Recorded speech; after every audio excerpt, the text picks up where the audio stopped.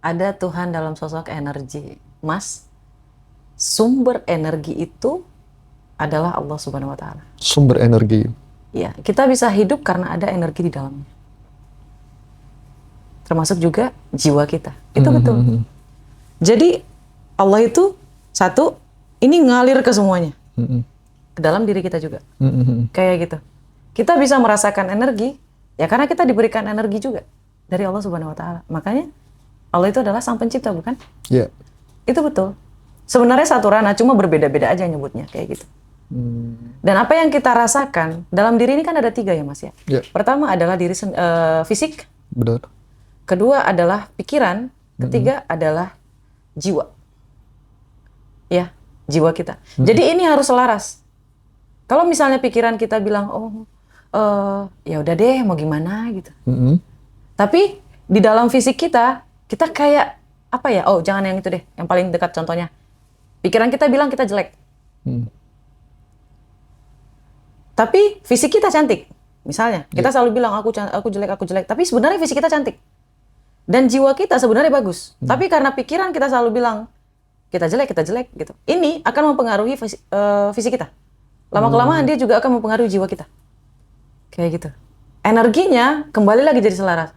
Jadi mau mana nih yang dominan? Di dalam diri kita itu energi dominan itu mempengaruhi. Oke. Dan itu ada di alam bawah sadar kita. Kayak gitu. Takut dimusuhin. Dia pikirannya kayak gini, nanti kalau aku yang ngalamin, Dikucilkan. siapa yang bantu aku? Tuh. Kayak gitu-gitu ya. Iya Mas, jadi kayak misalnya nih Mas pinjam duit ke saya. Padahal sebenarnya saya kekurangan. Ya Mas ya. Saya nggak mampu sebenarnya ngasih pinjam Mas ya. Tapi saya pinjam dari mana-mana supaya saya bisa ngasih ke Mas. Benar. Ya kan? Kalau sekali nggak apa-apa ya Mas. Tapi masalahnya Mas selalu ngelakuin itu kepada saya kayak gitu ya Mas ya. Saya paksain diri saya untuk nolong Masnya. Hanya karena saya takut Masnya tidak mau lagi jadi saudara saya. Saya takut Masnya nggak sayang lagi sama saya. Saya takut Masnya musuhin saya kayak gitu. Kalau saya kuncinya adalah jangan takut. Manusia itu punya waktu sama kita. Kayak gitu loh Mas. Kalau udah waktunya dia pergi, dia akan pergi. Jadi mereka akan diganti yang jauh lebih baik. Kalau misalnya Masnya bilang caranya gimana? Hilangin rasa takutnya. Meskipun kakinya gemetar untuk nolak utangnya gitu Mas. Saya mohon maaf ada utang. Padahal kakinya gemetar gitu Mas. Mohon maaf ya, saya ada yang mau saya bayar. Oh, ada kuncinya Mas. Kalau mau bilang mohon maaf saya nggak bisa nolak. Saya harus nolak. Itu nggak boleh pakai kayak gini. Itu ada bahasanya loh Mas. Maaf ya, saya nggak bisa ngasih minjam ke kamunya karena saya harus bayar utang saya dulu. Tatap matanya Mas. Itu harus ditatap matanya. Saya mohon maaf ya. Kita akan bahas seputar energi atau juga dengan spiritual ya. Masya Allah. Masya Allah. Kak Rohma. Ya, Roma Mas. Oh ya sorry. Kak Rohma. Balik nih, aku yang Roma dia yang Anu.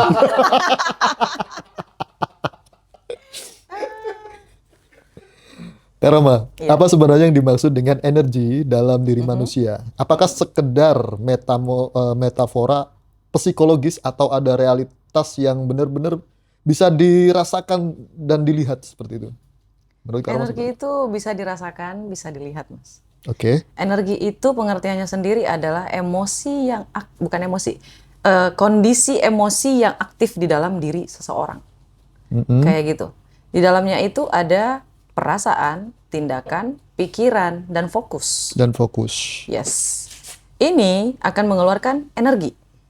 Dan energi ini memiliki frekuensi. Dan otak kita sebagai router menyampaikan frekuensi yang dari dalam diri kita ini ke semesta. Kenapa tidak menyebutkan Sang Pencipta, Kak Roma? Sang Pencipta itu adalah pemimpin yang paling di atas kayak gitu. Ya. Ini kita membicarakan tentang cara bekerja hukum semesta ini. Sama seperti seseorang membuat anak, ada hukumnya kan, ada caranya kan. Sama, hukum semesta ini juga ada cara kerjanya Mas. Oke. Dan bahasa semesta itu adalah frekuensi. Oke? Kenapa harus bikin anak? Soalnya nanti dikaitin Mas sama agama. Oke. Kayak gitu loh. Padahal ini selaras gitu loh Mas. Takutnya kayak gitu. Analoginya lebih gampang gitu Mas. Seperti itu ya.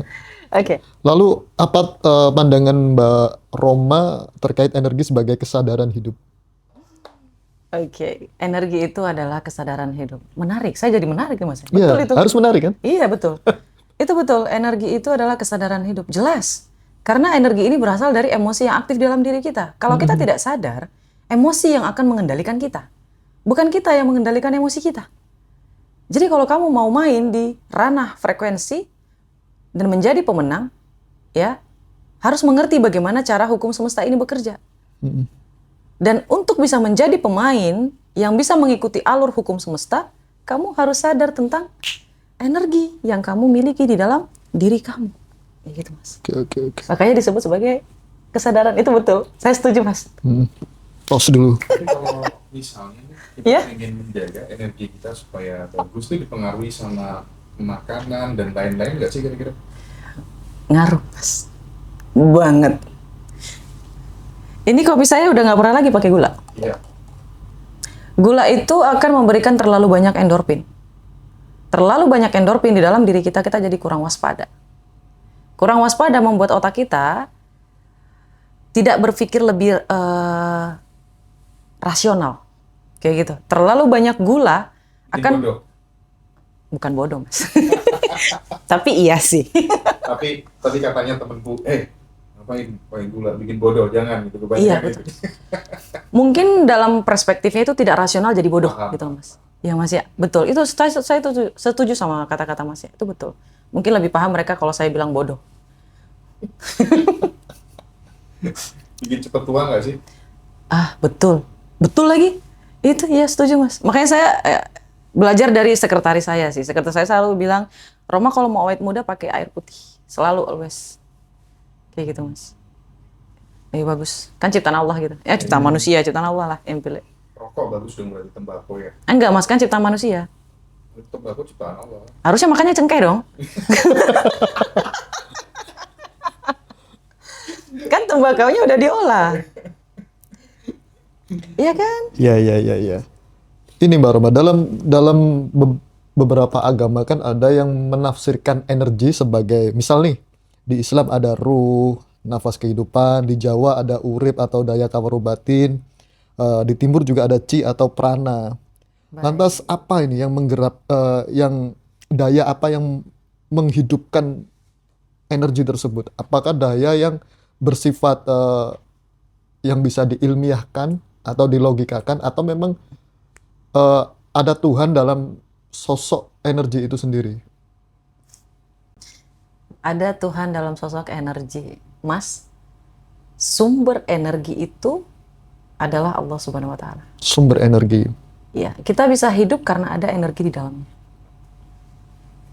Termasuk juga jiwa kita. Itu betul. Jadi Allah itu satu, ini ngalir ke semuanya. Ke dalam diri kita juga. Kayak gitu. Kita bisa merasakan energi, ya karena kita diberikan energi juga dari Allah Subhanahu wa Ta'ala. Makanya Allah itu adalah sang pencipta, bukan? Iya. Itu betul. Sebenarnya satu ranah, cuma berbeda-beda aja nyebutnya, kayak gitu. Dan apa yang kita rasakan, dalam diri ini kan ada 3 ya Mas ya? Yeah. Pertama adalah diri fisik. Benar. Kedua adalah pikiran. Ketiga adalah jiwa. Ya, jiwa kita. Jadi ini harus selaras. Kalau misalnya pikiran kita bilang, ya udah deh, mau gimana gitu. Tapi di dalam fisik kita kayak apa ya? Oh, jangan yang itu deh. Yang paling dekat contohnya. Pikiran kita bilang kita jelek. Tapi fisik kita cantik. Misalnya, kita selalu bilang aku jelek. Tapi sebenarnya fisik kita cantik. Dan jiwa kita sebenarnya bagus. Tapi karena pikiran kita selalu bilang kita jelek gitu. Ini akan mempengaruhi fisik kita. Lama-kelamaan dia juga akan mempengaruhi jiwa kita. Kayak gitu. Energinya kembali lagi jadi selaras. Jadi mau mana nih yang dominan? Di dalam diri kita itu energi dominan itu mempengaruhi. Oke. Dan itu ada di alam bawah sadar kita. Kayak gitu. Live ini kan tujuannya supaya teman-teman bisa berinteraksi langsung dengan Roma gitu. Disampaikan aja. Teman-teman yang mau tanya-tanya langsung. Boleh buat teman-teman Ngaji Roso yang lagi ikut live-nya Ngaji Roso ini langsung aja. Yang lagi galau masalah pasangan dan lain sebagainya. Kemarin kan sudah dibahas ya. Karena pasangan itu menentukan rezeki kita juga kan gitu. Pesannya bagus bagi yang mau cari pasangan. Nah ya, bagus banget. Bisa di-repeat again. Oke, bisa diulang lagi Mbak, kira-kira. Baik, kalau untuk laki-laki, carilah wanita yang membuat kamu tenang ketika kamu ada di rumah. Karena ketika kamu pergi bekerja, kamu sedang berperang, ya, memakai topeng, mengeluarkan energi sebanyak itu, ya, meraih mimpi kamu. Ya, carilah wanita yang membuat kamu tenang, nyaman. Ketika kamu pulang, kamu bisa mencharge energi kamu, bisa full lagi. Ya, bukan masalah kamu cinta sama wanitanya apa enggak, kayak gitu. Tapi gimana dia membuat kamu tuh bisa sampai pada tujuan kamu. Oke, nah ini Kak, ini pertanyaannya, cara melepaskan energi susah move on Kak Roma. Susah move on ya? Alasan klasik ya. Banyak kan? Gini loh Mas, kebanyakan manusia itu mereka fokusnya ke move on dulu. Sebenarnya kenapa seseorang itu susah move on? Karena cintanya masih ada. Kita mau move on, tapi cintanya masih ada. Gimana mau move on? Karena itu tuangkan dulu cintanya. Tuangkan setuang-tuangnya sampai cangkir cintanya itu hilang. Saya dulu move on kayak gitu Mas.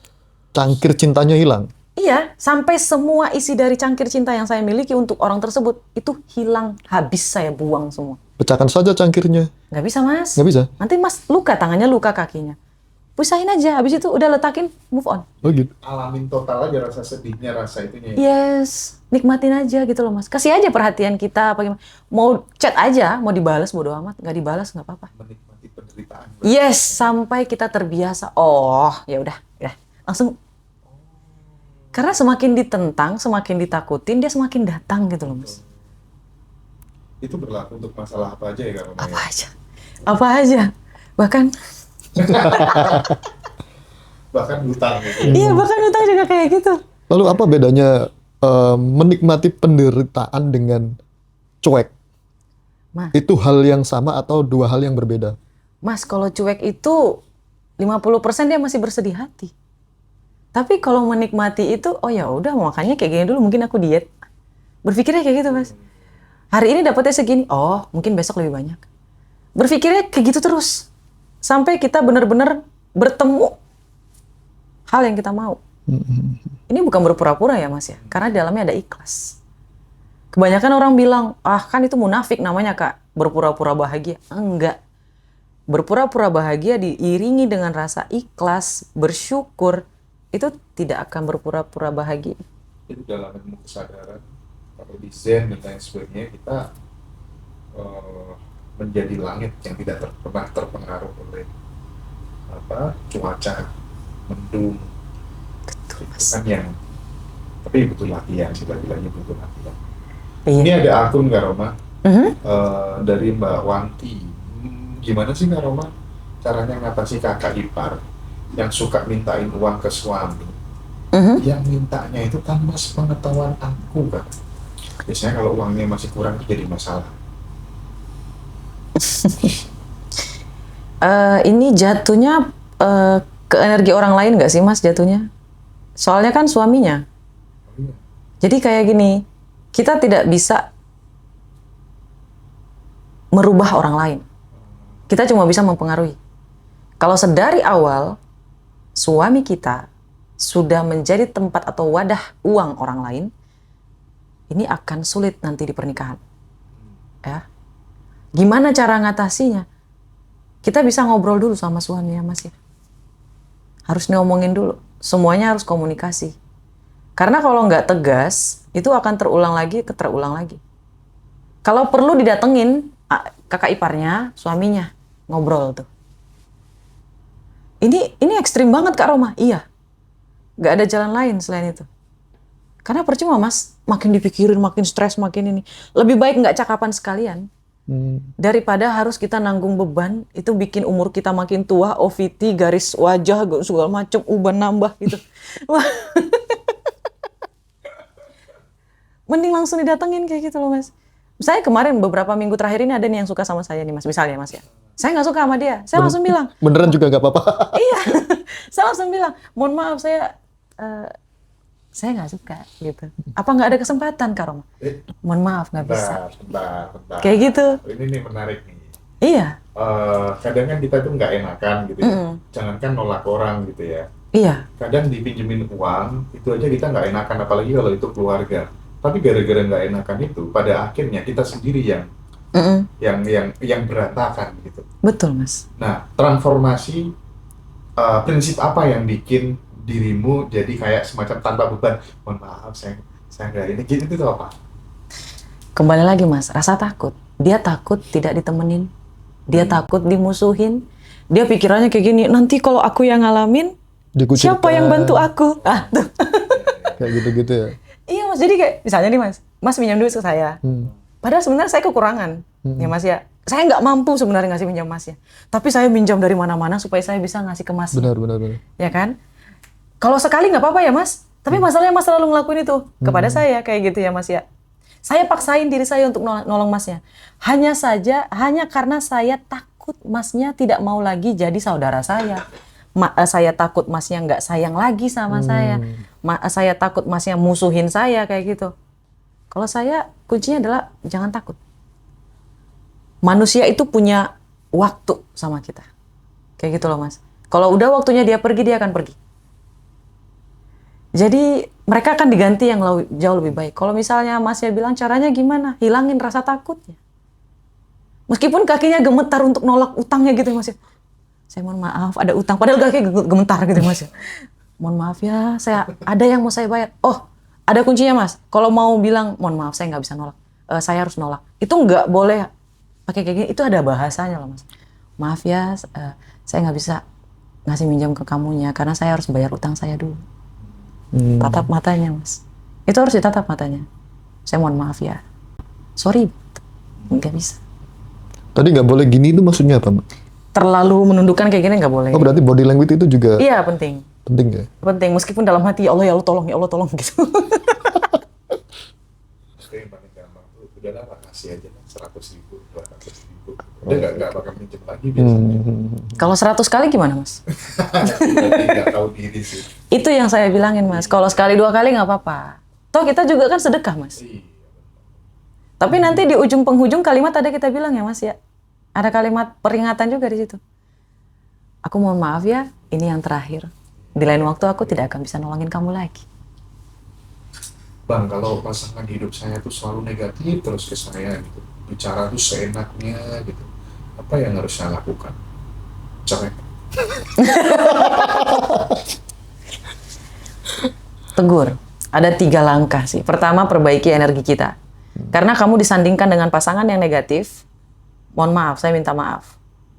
Karena alam bawah sadar kamu juga toksik. Yang baik akan bertemu dengan yang baik. Yang buruk akan bertemu yang buruk. Berarti ada gejolak yang mungkin tidak disadari ya di alam bawah sadar. The law of mirror lah. The law of mirror. Law of mirror. Makanya harus belajar sama Kak Roma gitu, ini. Ada pertanyaan bagus sih. Apa? Dari Kinara. Kak, sebelumnya itu sering banget apapun yang aku mau itu dengan batin aja sering kejadian. Sekarang kok kebalikan ya Kak? Untuk membalikannya bagaimana? Apa yang dia alami sekarang, Mas? Dia nggak detail ngasih taunya. Dia harus tahu dulu apa yang dia alami sekarang, apa yang dia pikirkan, apa yang dia rasakan. Karena ini semua tentang perasaan. Kalau dulu mungkin dia lebih sering bahagianya. Kalau sekarang mungkin lebih banyak sedihnya. Tadi waktu kita bahas di video juga, semakin banyak bahagianya, semakin banyak kebahagiaan datang lagi. Dilipat gandakan. Yes, betul. Ya Mas ya? Makan secukupnya, olahraga seperlunya, bahagia sebanyak-banyaknya. Masuk.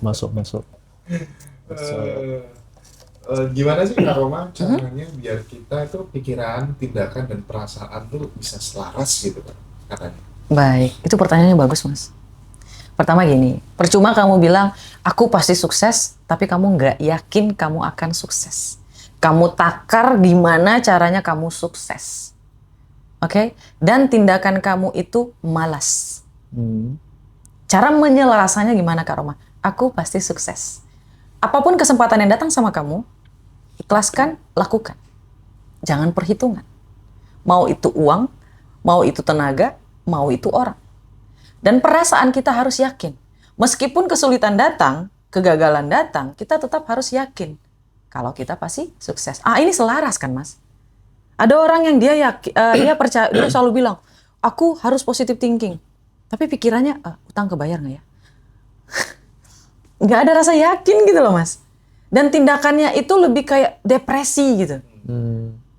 Jadi lebih baik cari kebahagiaannya biar dia bisa selaras pikiran, perasaan, dan tindakannya. Oke. Terus gini nih, ada menarik lagi nih. Kalau kita kan, misalnya dirimu dapat transfer 50 juta kan, bersyukur itu kan gampang tuh. Ya. Nah masalahnya di fase yang sangat sulit banget. Dia masih bisa bersyukur itu gimana caranya? Ini sering banget sih Mas, pertanyaan kayak gini sering banget. Masalahnya kayak gini, situasi itu tidak akan pernah berubah kalau kamu nggak berubah. Kalau kamu selalu bilang, bagaimana caranya bersyukur di saat yang sulit? Maka kamu sedang dalam kondisi yang sulit. Betul apa enggak? Betul. Dan bagaimana caranya? Bersyukur aja. Misal, ketika kamu makan, even cuma telur ceplok ya Mas ya. Ya Allah ya Rabbi, enak. Kunyah. Telurnya rasakan, amis Kak Roma, nggak masalah. Yang penting kamu masih bisa makan gitu. Nikmati angin semilir gitu loh Mas. Ketika naik motor, naik sepeda, jalan kaki. Nikmatin rasa sakitnya waktu jalan gitu loh Mas. Lihat pemandangannya. Kalau nggak punya uang kayak gimana Kak Roma jalan-jalan? Kan ada dibangun sama Anies ya. Ini yang bundaran AI. Kan gratis ya Mas. Naik TJ 3.500 loh Mas. Ya, benar. Naik ke atas Pandang. Wow. Gimana ya rasanya kalau aku punya kantor di sini? Gila itu mobil Alphard. Wih gila, keren banget. Masya Allah. Ceprek. Orang tahu nggak Mas kita nggak makan apa enggak? Nggak tahu. Itu tentang bagaimana cara kita menikmati hidup sebenarnya, bersyukur itu. Kalau kamu bilang bagaimana caranya bersyukur di saat yang sulit, itu karena kamu melihat yang sulit. Ya, kamu masih bisa jalan, masih bisa makan, masih bisa bersuara, masih bisa berdiri, masih bisa duduk, masih bisa bangun. Itu udah suatu hal yang bisa disyukuri gitu loh Mas. Benar. Bahkan ketika kamu masih punya HP, itu kamu harus bersyukur. Kamu bisa hidupin lagu India gitu kan. Aja. Dari Sutoro.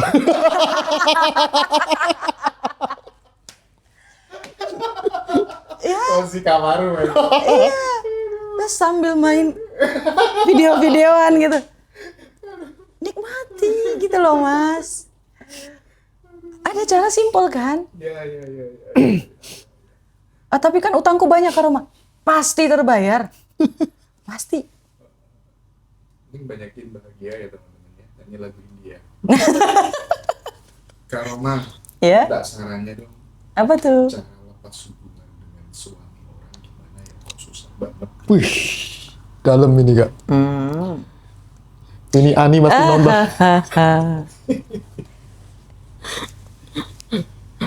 Ini kemelekatan ya Mas ya? Kemelekatan. Iya. Kemelekatan. Jadi. Ini yakin Mas mau dibahas di sini? Iya. Jangan ya. Dikit aja deh tipsnya biar nggak melekat gitu ya. Oke. Biar itu agak general gitu maksudnya. Pertama kalau aku jadi mbaknya aku akan mengajak nikah. Itu pertama. Kalau dia nggak mau, aku akan bilang, sudahin di sini aja. Meskipun aku kangen setengah mati, ya itu pintu akan aku kunci. Aku tidak akan keluar dari ruangan itu, tidak akan aku hubungi, tidak akan aku lakukan apapun untuk dekat sama si cowok itu. Itu kedua. Yang ketiga, enjoy your life. Ya, kalau kamu mau berpisah dari dia, ambil dulu duitnya yang banyak. Ya. Kamu buka bisnis, oke? Sibukkan diri kamu untuk berbisnis. Ya, supaya kamu punya kesibukan. Pergi pilates sana. Pergi yoga.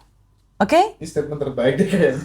Iya dong Mas, kita harus pakai logika. Statement terbaik 2002. Oke. Gitu. Kamu punya bisnis, pergi main padel sana. Main, nikmati waktu kamu. Oke? Tuangkan semuanya cinta kamu sampai habis. Setelah udah habis cintanya baru tanya, Mas kamu mau nikahin aku apa enggak? Oh saya nggak bisa nikahin kamu. Oke, sampai di sini. Kita sampai di sini aja ya Mas. Kenapa kayak gitu? Terakhir Kak Roma untuk ngasih kepastian. Karena kamu sudah mempersiapkan diri. Oke, nanti malam ini ya kamu udah sewa tempat di padel. Kamu main padel sana. Perbanyak teman kamu. Pergi ke komunitas. Pergi ke seminar, workshop. Main. Play hard. Jangan ngomong ke orang-orang kalau kamu adalah selingkuhan ya, tolong.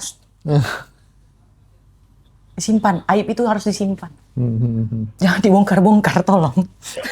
Saya udah bingung, Mas. Kalau ditanya kamu single. Kayak gitu ya. Oke, Mas. Udah, itu terlalu banget sih. Iya. Jawabannya realistis. Ya. Harus dong, Mas. Itu jawabnya harus pakai psikologis.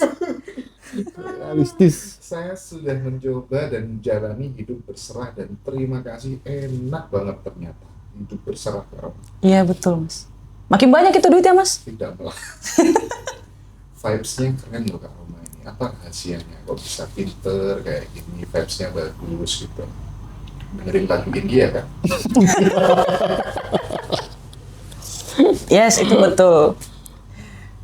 Mungkin bisa tanya sama sekretaris saya kalau saya tuh berhenti dengerin lagu sedih. Gitu ya? Iya. Udah lama? 1 tahun, Mas.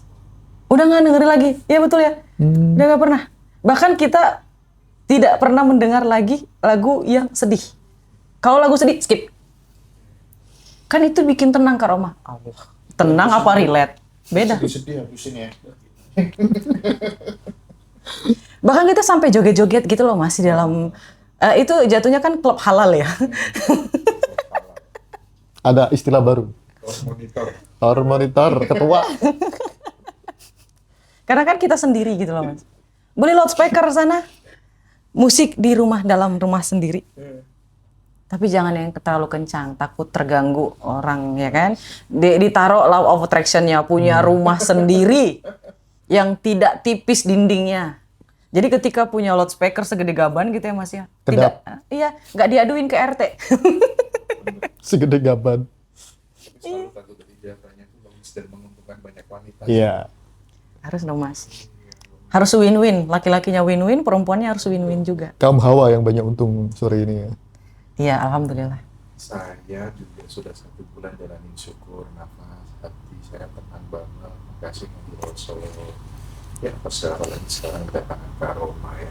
Amin. Nasihat apa sih Kak Roma yang bisa diberikan kepada anak laki-laki usia 14 tahun, anak SMP gitu, biar jalan hidupnya jadi lebih baik ke depan gitu. Mungkin seperti itu kali Kak Roma.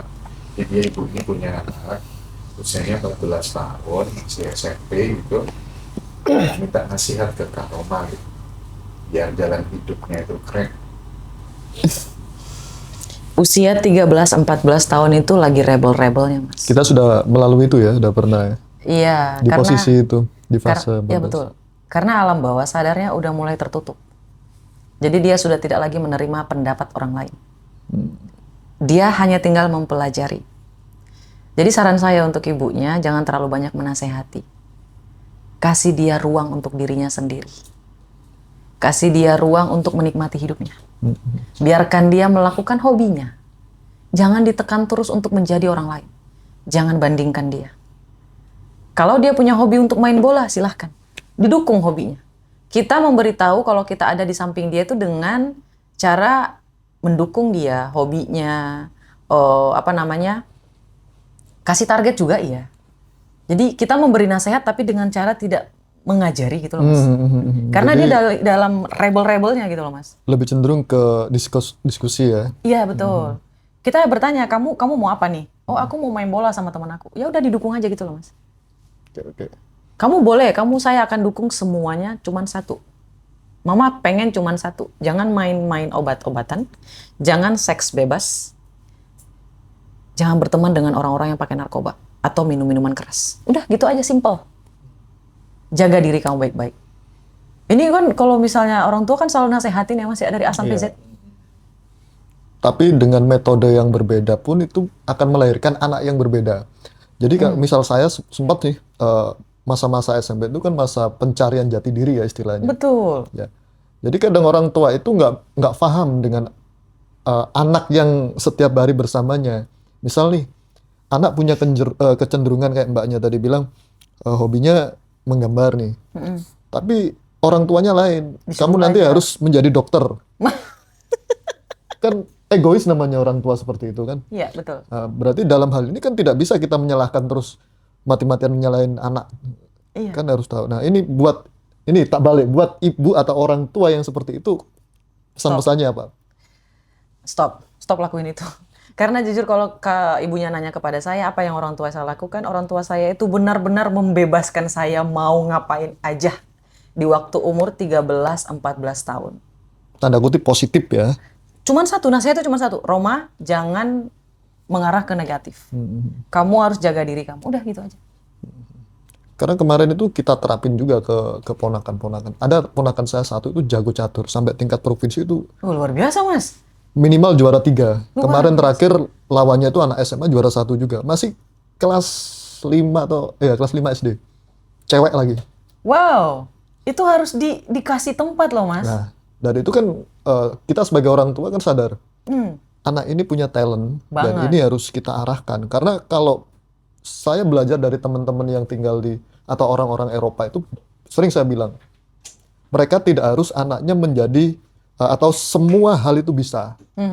Cukup satu dan dia jadi ahli. Nah, betul. Itu yang saya tiru. Betul. Nah, mungkin ini semoga